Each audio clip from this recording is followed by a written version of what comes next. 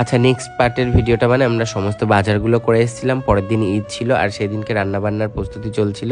খুব খিদে পেয়ে গিয়েছিলো বলে আমি ম্যাগিটা তাড়াতাড়ি করে নিয়েছিলাম। এই যে সকালবেলায় উঠে ঈদের দিনকে হাসান এখানটায় নামাজ পড়ে এসে ফটাফট করে মানে ঘুগনি চিকেনটা রেডি করছিল আর আমি চিনিটা গুঁড়ো করছিলাম ফ্রাইড রাইসের জন্য। তো ফ্রাইড রাইসের ম্যাটেরিয়ালসগুলো এখানটায় মোটামুটি রেডি হয়েছিল। তারপরে আমরা মাংসটাতে পেঁয়াজ, রসুন, আদা, জিরে বাটা, লঙ্কা বাটা, তেল সমস্ত কিছু দিয়ে 1 ঘন্টার জন্য ম্যারিনেট করে রাখলাম, যাতে টেস্টটা খুবই ভালো হয়। তো তারপরে আমি চলে গেলাম স্নানে। স্নান করে আসার পরে আমি জাস্ট একটু এখানটায় ঘুগনির মশলাটাকে কষছিলাম।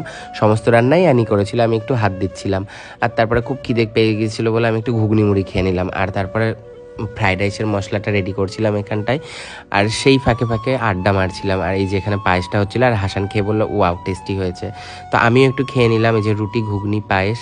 আর তারপরে মোটামুটি বিকেলের দিকে গেস্টরা সবাই চলে আসলো, তো সবার সাথে একটু পার্টিটা এনজয় করলাম। আর একটু